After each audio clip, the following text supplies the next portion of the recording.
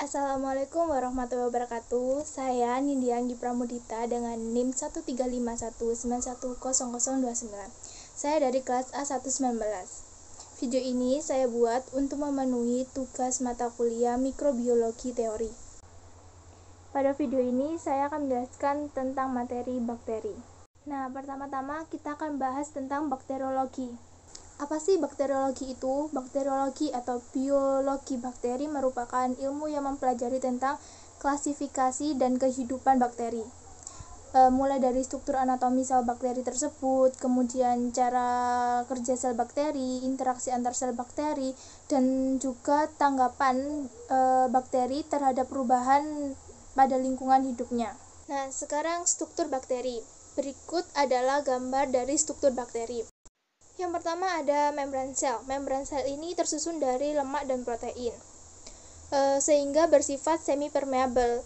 Kemudian fungsinya yaitu untuk mengatur keluar masuknya zat ke dalam sel. Kedua ada sitoplasma yang berfungsi sebagai tempat berlangsungnya reaksi metabolit.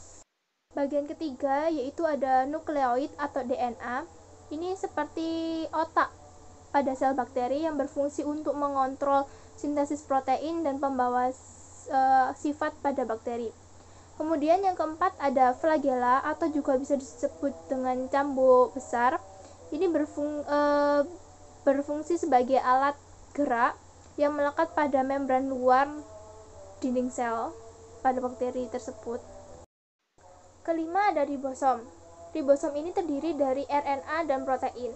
Fungsinya sebagai tempat sintesis protein. Yang keenam ada mesosom. Nah, ini terbentuk dari membran sel yang tidak membentuk lipatan. Fungsinya yaitu sebagai tempat pemisahan dua molekul DNA dan berperan dalam pembentukan dinding sel baru antara kedua sel anak. Selanjutnya ada sel prokariot dan sel eukariot. Gambar di samping merupakan gambar dari sel eukariot dan sel prokariot. Jika kita lihat dari gambar di samping, sel eukariot dan sel prokariot memiliki perbedaan dari strukturnya. Pada sel prokariot, kadang memiliki organel penyusun selnya yang tidak ada, sedangkan pada sel eukariot dari berbagai macam tipe memiliki komponen penyusun selnya yang lengkap, sehingga sel eukariot ini lebih kompleks daripada sel prokariot. Nah, bakteri sendiri termasuk pada sel prokariot. Bakteri merupakan organisme mikroskopis dengan rata-rata berdiameter 1,25 mikrometer, sehingga karena bakteri ini memiliki ukuran mikroskopis, artinya hanya dapat dilihat menggunakan mikroskop saja. Selanjutnya kita akan membahas tentang bentuk bakteri. Bakteri memiliki 3 bentuk. Yang pertama yaitu bentuk batang atau biasa disebut dengan basil. Yang kedua yaitu bentuk bulat atau kokus. Yang ketiga yaitu bentuk spiral. Pada bentuk bakteri basil atau batang, bakteri dibagi menjadi 3, yaitu ada monobasil, kemudian kedua ada diplobasil. Yang ketiga yaitu ada streptobasil. Berikutnya ada bentuk bakteri kokus. Bentuk bakteri kokus atau bulat ini dibedakan menjadi 6, yaitu ada yang pertama yaitu monokokus. Kemudian yang kedua yaitu ada diplococcus. Yang ketiga yaitu staphylococcus. Yang keempat ada streptococcus. Kemudian yang kelima ada sarkina. Yang keenam ada juga yaitu tetracoccus. Oke, selanjutnya ada bentuk bakteri Spirilia. Nah, ini juga dibedakan menjadi 3. Yang pertama yaitu berbentuk spiral. Kedua yaitu ada vibrio. Yang ketiga yaitu ada bentuk spiroseta.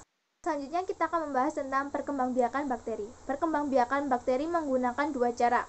Yang pertama yaitu rekombinasi genetik, yaitu pemindahan secara langsung bahan genetik atau DNA di antara 2 sel bakteri. Yang kedua yaitu menggunakan pembelahan diri secara biner atau langsung. Nah, sel bakteri ini akan membelah menjadi 2 sel anakan, kemudian yang memiliki sifat yang sama seperti induknya. Nah, rekombinasi genetik ini terbagi menjadi 3. Yang pertama yaitu transformasi. Transformasi yaitu perpindahan materi genetik berupa DNA dari sel bakteri satu ke sel bakteri yang lainnya. Kemudian yang kedua yaitu ada transduksi. Transduksi ini perpindahan materi genetik bakteri ke bakteri lain dengan menggunakan virus. Yang ketiga yaitu ada konjugasi, yaitu bergabungnya dua bakteri positif dan negatif dengan membentuk jembatan untuk pemindahan materi genetik. Selanjutnya ada pergerakan bakteri. Bakteri dapat bergerak menggunakan flagel. Flagel ini dimiliki oleh beberapa jenis bakteri dan letaknya berbeda-beda tergantung kepada spesies bakteri tersebut. Nah, dikarenakan letak dan jumlah flagel yang dimiliki oleh bakteri itu berbeda, maka bakteri dibedakan menjadi 4. Yang pertama yaitu ada monotrik, kedua yaitu ada lapotrik, yang ketiga yaitu ada amfitrik, yang keempat ada peritrik. Selanjutnya kita akan membahas tentang macam-macam bakteri. Bakteri dapat dibedakan berdasarkan sumber oksigen yang diperlukan dalam proses respirasi. Yang pertama yaitu ada bakteri aerob, yaitu bakteri yang membutuhkan oksigen. Gambar di samping merupakan contoh dari bakteri aerob, yaitu Nitrosococcus. Yang kedua yaitu ada bakteri anaerob, yaitu bakteri yang tidak membutuhkan oksigen. Gambar di samping merupakan gambar dari contoh bakteri anaerob, yaitu Streptococcus lactis. Selanjutnya yaitu macam bakteri berdasarkan kebutuhan terhadap oksigen. Terbagi menjadi 3, yaitu yang pertama ada bakteri aerob obligat, yaitu bakteri yang sangat membutuhkan oksigen agar dapat hidup. Berikut contoh dari bakteri aerob obligat, yaitu Nitrobacter. Yang kedua yaitu bakteri anaerob obligat, yaitu bakteri yang sangat tidak membutuhkan oksigen. Jadi dia dapat hidup tanpa oksigen. Berikut adalah contoh dari bakteri anaerob obligat, yaitu Clostridium tetani. Yang ketiga yaitu ada bakteri anaerob fakultatif, yaitu bakteri yang hidup dengan oksigen ataupun tanpa oksigen. Berikut contoh dari bakteri anaerob fakultatif, yaitu bakteri E. coli. Nah, yang terakhir ada macam bakteri berdasarkan cara memperoleh makanannya.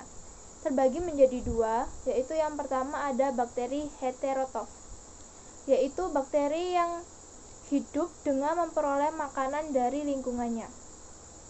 Dia memiliki sifat yaitu saprofit dan parasit.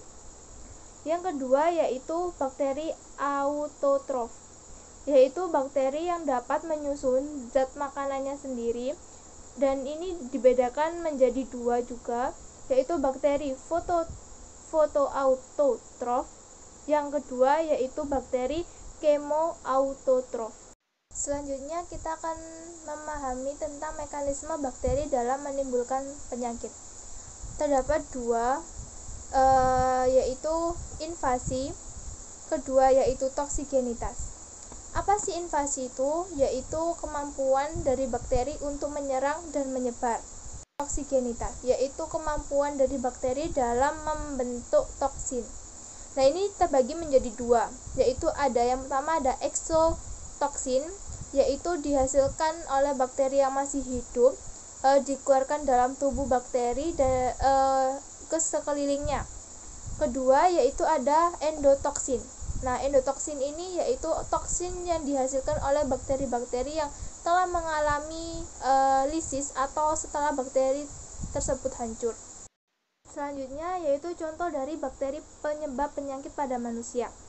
Yang pertama yaitu ada bakteri Treponema pallidum, yaitu bakteri yang dapat menyebabkan penyakit sifilis. Yang kedua yaitu ada Mycobacterium tuberculose, yaitu bakteri yang dapat menyebabkan penyakit TBC. Sekian presentasi yang dapat saya sampaikan tentang materi bakteri ini. Kurang lebihnya saya mohon maaf dan terima kasih. Wassalamualaikum warahmatullahi wabarakatuh.